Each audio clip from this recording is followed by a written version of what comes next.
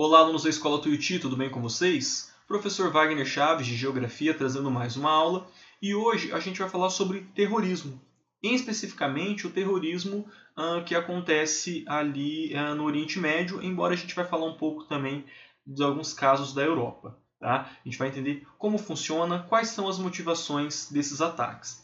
Então pegue o seu caderno, pegue a sua apostila e me acompanhe mais essa aula.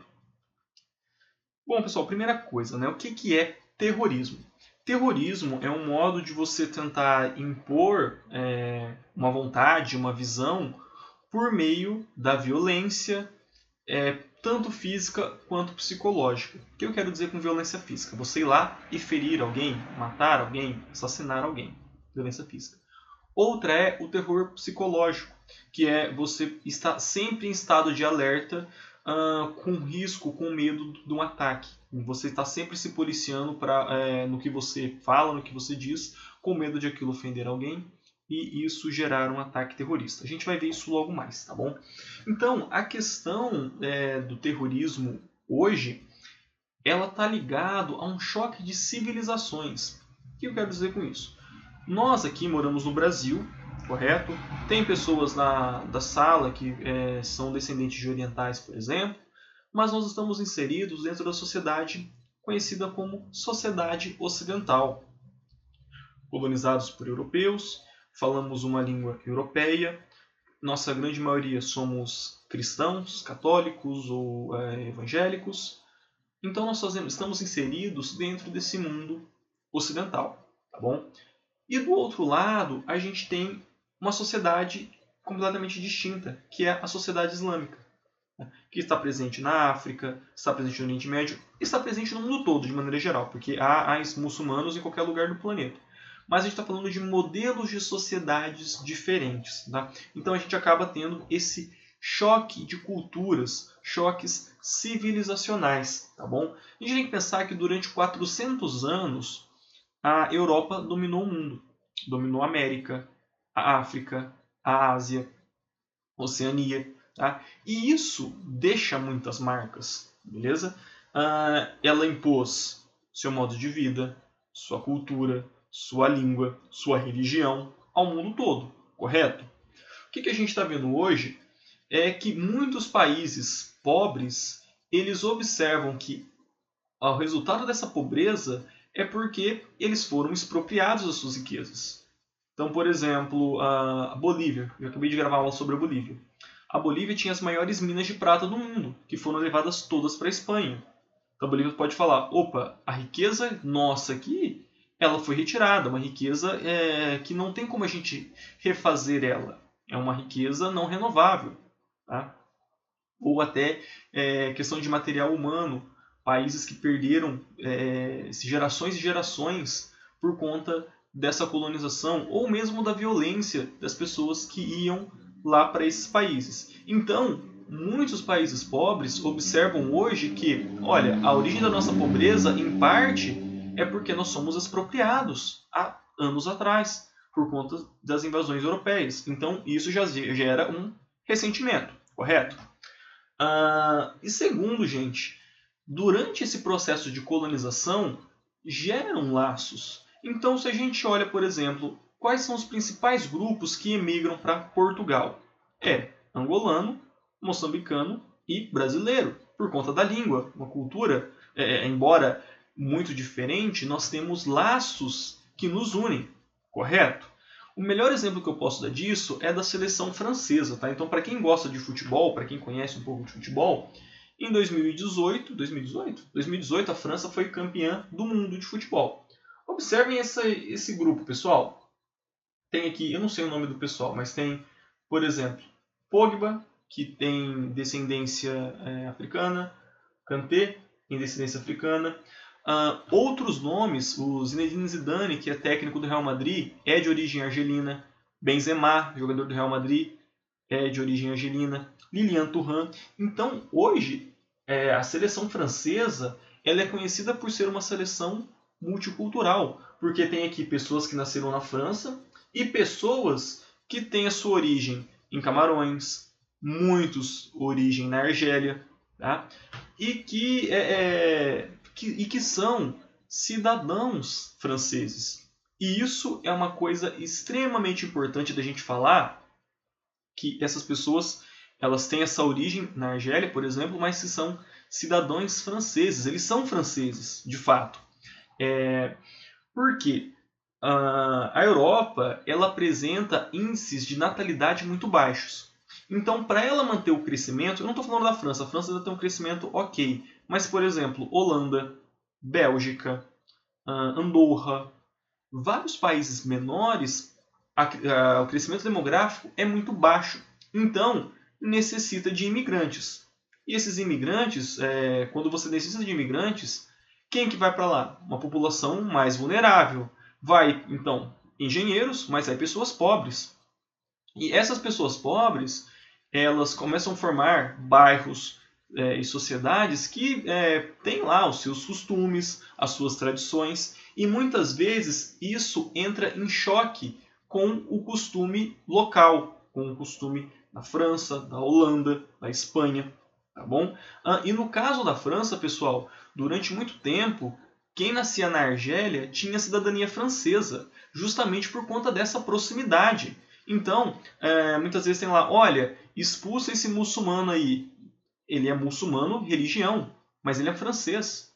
Tá? É aquilo que eu sempre falo, eu não tenho traços de muçulmano, eu tenho traços árabes. Porque o muçulmano não tem cara. O muçulmano é uma religião. Qualquer pessoa pode ser muçulmano, basta se converter. Aí a pessoa olha para uma pessoa negra, por exemplo, e fala, bom, ele é africano. Não, mas ele é francês, ele nasceu na França. Os pais deles nasceram na França. Tá? Então, essas relações são muito fortes, sobretudo na França. Tá? E por que eu estou falando muito de França? Porque semana passada houve um... Semana passada não, acho que foi semana retrasada. Um professor de geografia, olha só, ele foi decapitado por um pai, eu não sei se foi pai de aluno, acho que foi um familiar, mas não foi o pai. Porque ele mostrou em aula uma charge do Maomé. Tá? E, enfim, né, a família ficou revoltada com isso e fez justiça com as próprias mãos, decapitou o professor. Isso gerou manifestações na França, que é a que vocês estão vendo aí, gerou manifestações em vários países da Europa, gerou discursos do presidente da França, que é o Macron, discursos do Erdogan, que é o Erdogan, que é o presidente da Turquia, contrário ao Macron. Então, semana passada foi extremamente conturbada. Tá?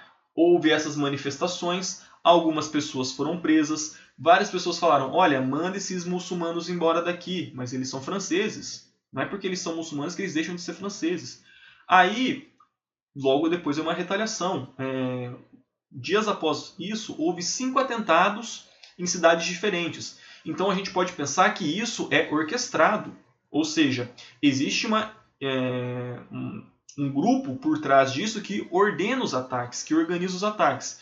E num desses ataques, uma brasileira foi morta, né, que foi na Catedral de Nice, na França. Acho que vocês ficaram sabendo disso, não é? E isso, pessoal, reflete essa mudança e esse choque cultural. Por quê? Para muitos países, eles não se importam se o imigrante que está vindo lá é muçulmano ou não, desde que ele fique na sua. Desde que esse imigrante não venha interferir no modo de vida daquela sociedade. E aqui, pessoal, a gente está falando da França, berço da Revolução Francesa, berço do Estado laico.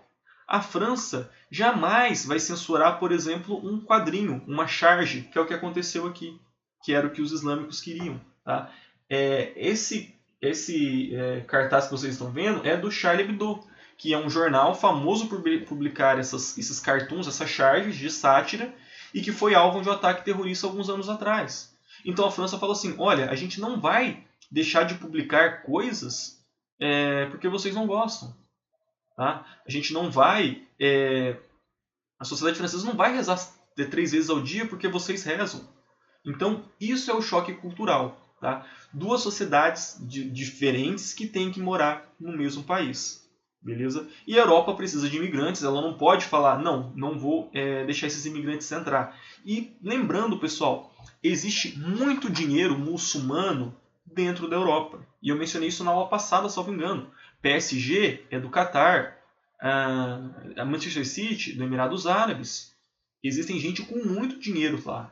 Tá? Recentemente, já continuando nessa esfera do futebol, o Real Madrid ele tem lá o símbolo dele, tem a coroa, representando inclusive o real, e na coroa tinha uma cruz, porque faz parte da tradição católica da Espanha. Um dos patrocinadores falaram, olha, beleza, a gente patrocina, mas tem que tirar essa cruz. Eu não sei se tiraram, tá? Gerou muita revolta, porque os torcedores falavam, não, a gente não pode mudar o símbolo porque os caras estão pedindo. Mas ao mesmo tempo o clube fica assim, não, eles vão colocar uma montanha de dinheiro aqui. E aí? Eu não sei se tiraram, tá, gente? Dá uma olhada aí, vê se tiraram. Quem gosta de futebol, tá bom? Então, esse é o choque de sociedades que eu estou falando. Duas sociedades diferentes. Agora, falando exclusivamente lá do Oriente Médio e relação com os Estados Unidos. O mais famoso atentado terrorista aconteceu em 11 de setembro de 2001, que foi o ataque ao World Trade Center, né, as Torres Gêmeas. Esse ataque foi liderado pela Al-Qaeda, que foi liderada pelo Osama Bin Laden, que é saudita, ou seja, ele nasceu na Arábia Saudita, país sunita, beleza? E ele era sunita. E esse ataque foi o quê? O sequestro de 4 aviões, 2 lançados na torre, um em cada torre, um lançado no Pentágono, que é o centro militar dos Estados Unidos, e o outro que foi interceptado seria lançado na Casa Branca. Então a ideia era o World Trade Center, que era o centro financeiro dos Estados Unidos, Pentágono, centro militar, Casa Branca, centro político. Beleza? Esse atentado aqui, gente, ele inaugura a chamada Guerra ao Terror. E quais foram os motivos do Osama Bin Laden? Bom, pessoal, existem vários, tá? Mas entre os principais motivos era a retirada de tropas dos Estados Unidos que estavam na Arábia Saudita. A gente viu na aula passada o início dessa relação de parceria entre Estados Unidos e Arábia Saudita durante a Guerra do Golfo. Tá? A partir daquele momento, aliás, um pouco antes, os Estados Unidos já começam a ficar parceiros da Arábia Saudita, ficam com tropas na Arábia Saudita.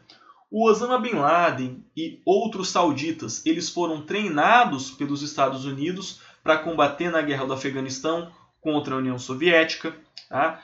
Mas a União Soviética acabou e continuou com tropas americanas na Arábia Saudita. Para fundamentalistas religiosos, e eu não gosto de falar que é sunita, xiita, fundamentalista religioso, pode ser de qualquer denominação. Tá? Como a Arábia Saudita abriga Meca e Medina, que são as duas cidades sagradas do Islã, não pode haver hereges, ou seja, pessoas de outras religiões, ou infiéis nessa região. Então, um dos motivadores é isso. A gente vê, motivos religiosos, correto? Além de outras coisas. E só uma coisa, né? A família Bin Laden, ela é muito conhecida na Arábia Saudita. São engenheiros, empreiteiros. O Burj Khalifa foi construída por eles, ou seja, é um pessoal que tem muito dinheiro, tá? Bom, e com esse ataque, inicia-se então a doutrina Bush, ou a guerra ao terror. Tá?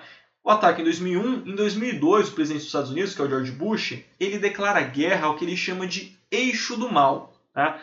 Ele volta lá na Segunda Guerra Mundial, que eram os aliados contra o eixo, e ele fala, olha, qual que é o eixo do mal? Basicamente 3 países, Irã, Iraque e Coreia do Norte. Os 3 países, pessoal, na ideia do Bush, desenvolviam armas de destruição em massa, tá? Armas nucleares. E também há outros países que também deveriam a atenção dos Estados Unidos, que é Paquistão, Afeganistão, Síria, a própria Arábia Saudita, que há grupos terroristas lá. Então a ideia dessa guerra ao terror é o quê? Eliminar esses grupos terroristas de fundamentalistas islâmicos, fundamentalistas religiosos, tá bom? A primeira ação dessa guerra ao terror foi a invasão no Afeganistão. Por que Afeganistão? O Bin Laden ele era saudita, mas ele foi treinado para lutar no Afeganistão. A base da Al-Qaeda ficava no Afeganistão. Então, onde ele estava? Afeganistão. Vamos invadir o Afeganistão em 2002. Gente, o Afeganistão está em guerra desde 1979. Tá? Então imagina um afegão aí de 40 anos, ele não sabe o que é um dia de paz. Primeiro, guerra contra a União Soviética, depois conflitos internos dentro do próprio Afeganistão, depois invasão dos Estados Unidos. Imagine a vida do afegão, tá bom?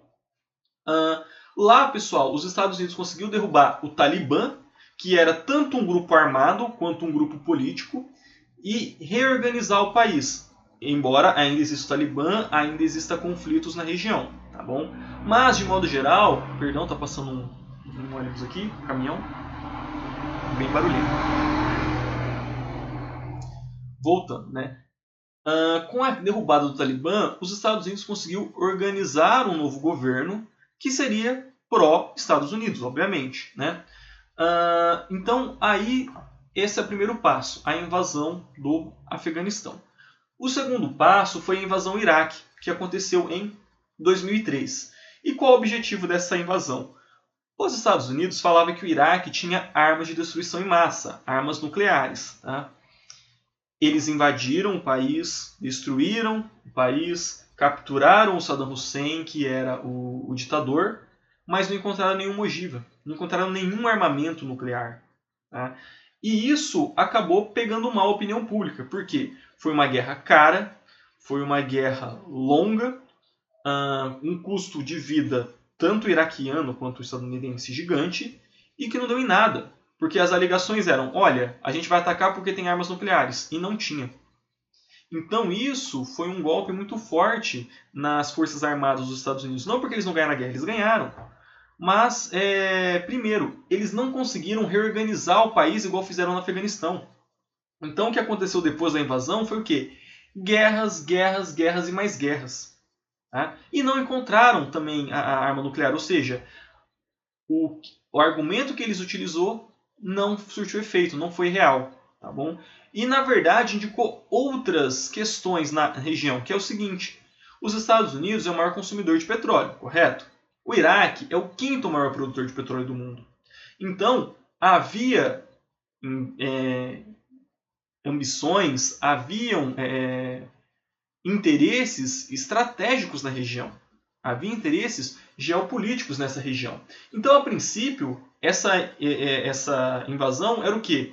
Procurar armas de destruição em massa, derrubar o ditador, que é o Saddam Hussein, que foi capturado e morto em 2006, e pacificar a região com um governo favorável aos Estados Unidos, assim como aconteceu com o Afeganistão.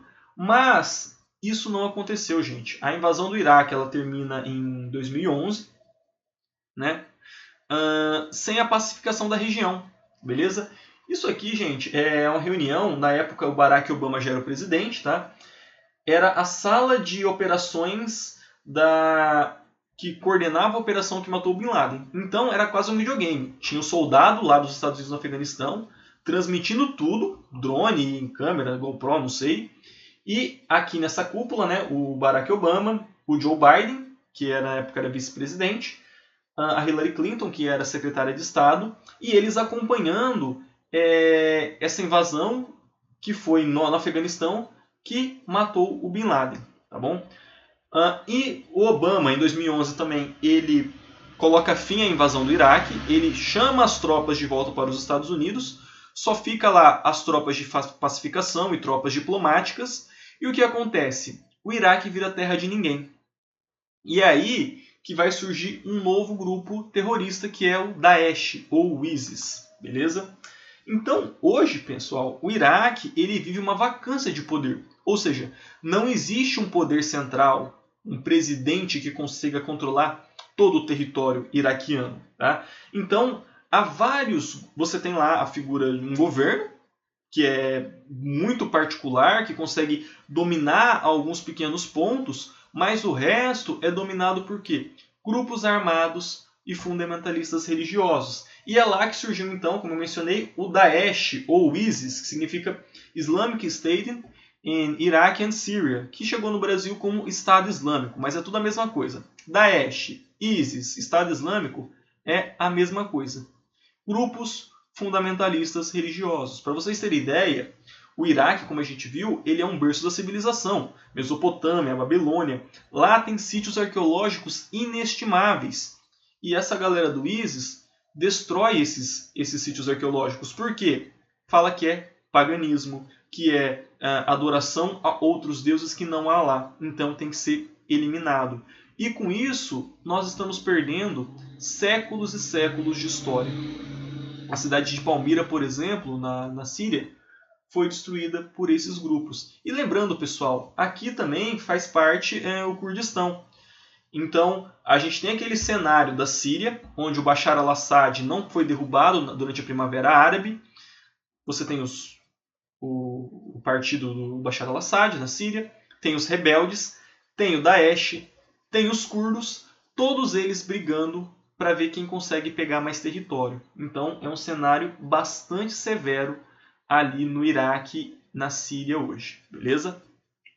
Então, há vários grupos terroristas na região. Eu listei apenas alguns aqui, né? Que é a Al-Qaeda, que era do Osama Bin Laden, que embora ele morreu, o grupo continuou. Inclusive, semana passada morreu o cara que era... Eu acho que ele era ministro da defesa do Saddam Hussein. Não sei, nem uma coisa não tem a ver com a outra, né? Mas enfim, só para fazer esse link.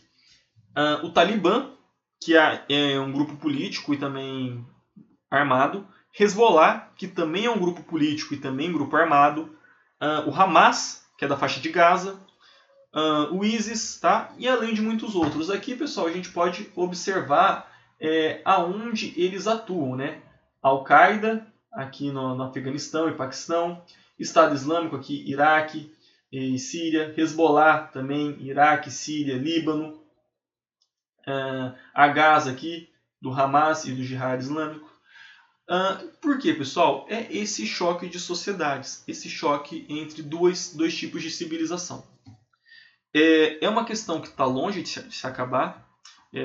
A gente viu mesmo na semana passada, como mencionei, ataques terroristas, que não necessariamente é carro-bomba, é jogar um avião no prédio, não, mas são ataques coordenados. Às vezes é uma pessoa com uma faca que sai esfaqueando gente aí nas igrejas, como que aconteceu na França.